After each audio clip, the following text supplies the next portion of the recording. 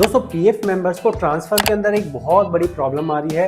Problem क्या है इस वीडियो में हम जानेंगे। मैंने ये कमेंट बहुत पढ़े हैं तभी जाके मेरे को ये वीडियो बनाने की जरूरत पड़ रही है। तो पहले मेरा परिचय जान लीजिए। नमस्कार दोस्तों, मेरा नाम है सागर, मैं पीएफ कंसल्टेंट हूँ। ये जो आप चैनल देख रहे हैं ये पीएफ का बेस्ट चैनल है। अगर वीडियो पसंद आए लाइक सब्सक्राइब कीजिएगा। यहाँ पे जो मैं आपको कह रहा हूँ पहले प्रॉब्लम समझा देता हूँ। देखिए यहाँ पे हो क्या रहा है, वो ये रहा है कि मेंबर मेरे को बार बार ये लिख रहे हैं कि सर जी हमारा ना नॉट अवेलेबल लिखा रहा है बट बैलेंस ट्रांसफर नहीं हुआ है, अभी हमें क्या करना है, कैसे क्या हो सकता है। तो मैं प्रोसेस आपको समझा देता हूँ। प्रोसेस ये है कि देखो हमारे पास जो ट्रांसफर होता था ना, ट्रांसफर के अंदर ऐसा होता था कि पहले वहाँ लिखा आता था accepted by field office, accepted by field office. अब क्या लिखा रहा है, अब लिखा रहा है नॉट अवेलेबल।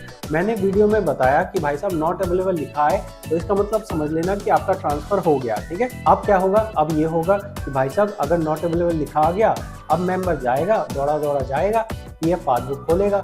जब पीएफ पासबुक खोलेगा तो वो क्या देखेगा, वो देखेगा भाई साहब पुरानी आईडी से पैसा निकला या नहीं निकला। तो यहाँ पे समझिएगा, कृपया करके समझिएगा कि अभी चल रहा है अक्टूबर 2023।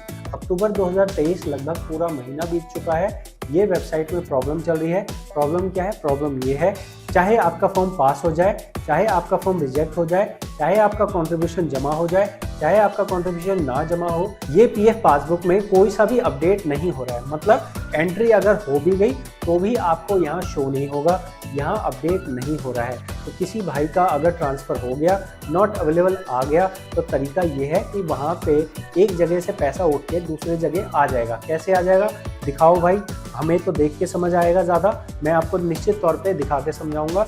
देखिए हम क्या कर रहे हैं, ये किसी का एक्चुअल अकाउंट है, इसका नॉट अवेलेबल आया था। नॉट अवेलेबल आने के बाद पासबुक के अंदर कैसे शो होगा वो मैं दिखा रहा हूँ। देखो जब हम यहाँ पे देख रहे हैं तो हमें यहाँ नज़र आ रहा है कि यहाँ पे ट्रांसफ़र इन आ रहा है, सेम ऑफिस ऐसा लिखा हुआ है और इसके आगे लिखा है amount received is subject to verification. तो यहाँ जो ये सब्जेक्ट टू वेरिफिकेशन लिखा है ऐसा ही कुछ आपके पासबुक में भी लिखा आना चाहिए। लेकिन जैसा मैंने आपको कहा कि अक्टूबर महीने के अंदर खास तौर पे इस तरह की समस्या आ रही है जहाँ पे ये पीएफ की पासबुक अपडेट नहीं हो रही है। और यहाँ अगर आपका ये ट्रांसफ़र कंप्लीट हो चुका होगा तो भी यहाँ स्टेटस में आपको कुछ शो नहीं करेगा। तो अगर आपका ट्रांसफ़र नॉट अवेलेबल हो गया है, आपकी न्यू वाली पासबुक के अंदर शो नहीं कर रहा है, तो इसकी मात्र एक वजह है कि यहाँ पे जो पीएफ पासबुक है ये अपडेट नहीं हो रही है। जब तक ये अपडेट नहीं होती है तब तक आपको यहाँ ट्रांसफ़र की एंट्री नहीं नज़र आएगी। जब तक आप ट्रांसफ़र की एंट्री अपने आंखों से ना देख लें तब तक आपको आगे 1910C फॉर्म नहीं भरना है और ना ही आपको फॉर्म 31 भरना है। जैसा कि आप इस केस में देख रहे हैं, यहाँ सब्जेक्ट टू वेरिफिकेशन है, तो हमने यहाँ पे क्या किया है, हमने यहाँ पे फॉर्म 31 भरा है और फॉर्म 31 मेंबर का पास हो गया है। फॉर्म 31 मेंबर का पास हो गया है तो तरीके से यहाँ पे बैलेंस कट जाना चाहिए था। यहाँ पे जो बैलेंस है वो माइनस हो जाना चाहिए था। जैसा आप यहाँ देख रहे हैं यहाँ 8700 है ना, अब इसका फॉर्म पास हो गया लेकिन यहाँ पे कोई एंट्री विड्रॉल की नहीं आई है। तो सारा मामला ये है कि यहाँ पे पासबुक अपडेट नहीं हो रही है। आप सिर्फ वेट कर सकते हैं। ये जो सरकारी सिस्टम है ये समझ लीजिए कि अच्छा नहीं है। इस सिस्टम के अंदर कोई अकाउंटेबिलिटी नहीं है। इस सिस्टम में ये अपनी मर्जी से काम करते हैं। ये पासबुक को 10 दिन ना चलाएं, 50 दिन ना चलाएं, इनकी तनख्वाह मिलती रहेगी। इनको कोई नहीं कहेगा कि आप किस बात की तनख्वाह ले रहे हो। जब आपकी वेबसाइट गलत चल रही है इनको तनख्वाह कंटिन्यू मिलती रहेगी। तो अगर आपकी परेशानी है तो दे डोंट केयर, ठीक है। लेकिन मैं यहाँ पे आपके कमेंट पढ़ता हूँ तो मुझे यहाँ दिखता है कि यहाँ पे लोग बहुत परेशान है ट्रांसफ़र को लेके। और क्योंकि मेरी वीडियो देखी जा रही है तो यहाँ पे मेरे को ये एक बहुत कॉमन प्रॉब्लम आ रही है। तो यहाँ जो कॉमन प्रॉब्लम है मैंने आपको दिखाया, ये सिर्फ एक कमेंट नहीं, ऐसे कई कमेंट होंगे। अगर मैं आपको यहाँ दिखाना चाहूँ तो मैं आपको दिखा देता हूँ। देखिए मैं इस पे गया हूँ, उस पे जाने के बाद यहाँ पे देखिए यहाँ क्या लिखा रहा है, मुझे नॉट अवेलेबल दिखा रहा है, पासबुक में सेटल शो नहीं कर रहा है। इसलिए सेटल शो नहीं कर रहा है क्योंकि वहाँ पे हमारा पासबुक अपडेट नहीं हो रहा है। तो बहुत सारे लोगों का तो पेंडिंग भी शो नहीं कर रहा है। जैसे नॉट अवेलेबल आ गया ना, उसके बाद क्या होता है, उसके बाद क्लेम सेटल में आना चाहिए। तो बहुत सारे लोगों का तो पेंडिंग वाली स्टेज में भी नहीं आया, ठीक है। तो यहाँ देखिए सेम प्रॉब्लम है, सबको सेम प्रॉब्लम है। तो दोस्त मेरे, भाई मेरे, मैं सभी के कमेंट्स पढ़ता हूँ, मेरे को पता है कि आपको क्या प्रॉब्लम चल रही है। तो यहाँ जो भी आपकी प्रॉब्लम है ये अकेले आपकी प्रॉब्लम नहीं है, ये सबकी ही प्रॉब्लम है।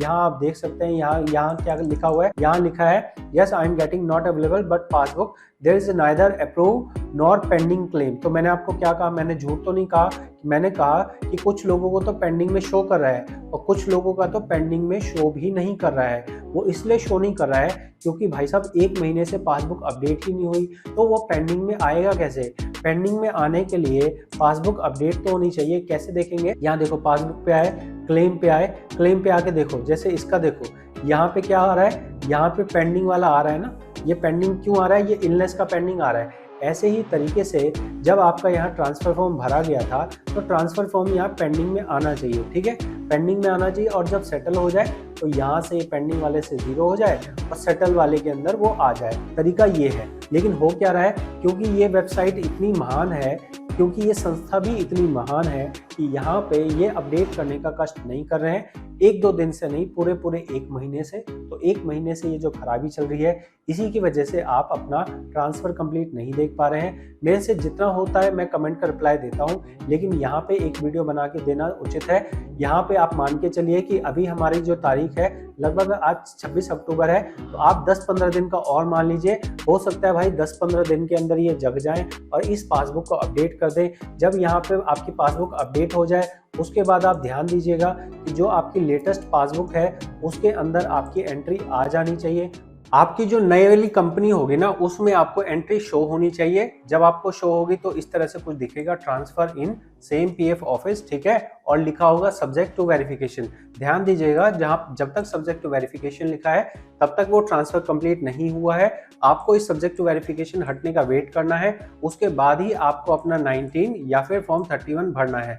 अगर आप इसके रहते हुए अपना फॉर्म भर दोगे तो इसके आगे जो अमाउंट लिखा हुआ है वो नहीं आएगा। एक चीज समझना कि जैसे अभी मान लो कि आपका, मान लीजिए इन्होंने 10 दिन के बाद या 20 दिन के बाद अपडेट कर दिया और अपडेट करने के बाद फिर से ये सो गए और फिर से इन्होंने ये सब्जेक्ट टू वेरिफिकेशन हटाया नहीं। तो जब तक ये सब्जेक्ट टू वेरिफिकेशन आपको हटा हुआ ना दिख जाए तब तक आपको अपना कोई भी फॉर्म नहीं भरना है। अगर फाइनल सेटलमेंट करोगे तो ये वाला अमाउंट नहीं आएगा। जैसे इसके केस में देखो, इसके केस में यहाँ पे ये वाला अमाउंट है।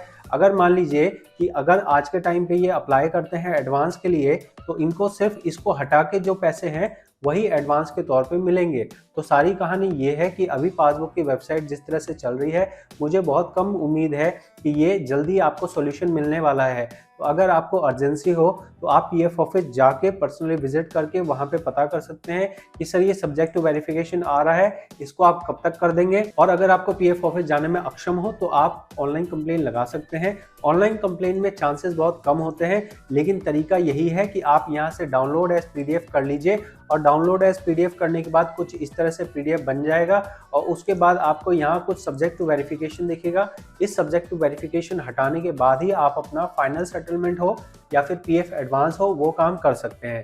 तो जो भी मैंने आपको यह जानकारी बताई है ये कंप्लीट जानकारी है। आपको जो जानकारी दी जा रही है वो आपको एक एक चीज डेमो करके दिखाया जा रहा है। आप इस चीज को बेस बना के आगे काम कर सकते हैं। अगर आपको अपने मन से कुछ करना हो तो भी कर सकते हैं, लेकिन मेरे नॉलेज में, मेरी जानकारी में जो बेस्ट है वो मैं आपको बता रहा हूँ। इसके साथ में अगर आपके कोई भी डाउट हो प्लेलिस्ट पे जाइए, पर्सनल कंसल्ट कर सकते हैं। मिलते हैं आपसे अगली किसी जानकारी वाली वीडियो में। इस वीडियो में इतना ही। बहुत बहुत धन्यवाद।